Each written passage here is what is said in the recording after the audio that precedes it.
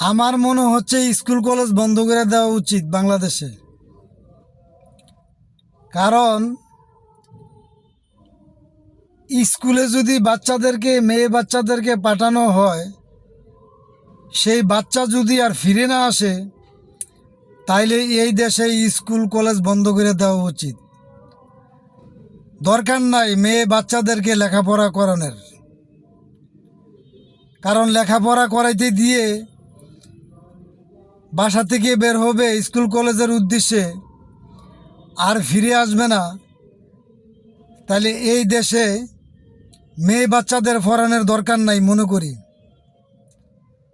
যারা মেয়ের গার্জিয়ান আছেন তারা একসাথে আওয়াজ তুলুন। এই ধর্ষণ হত্যার বিচার 7 দিনের মধ্যে ফাঁসি দিতে হবে, না হইলে সারা বাংলাদেশে স্কুল কলেজ বন্ধ করে দিতে হবে।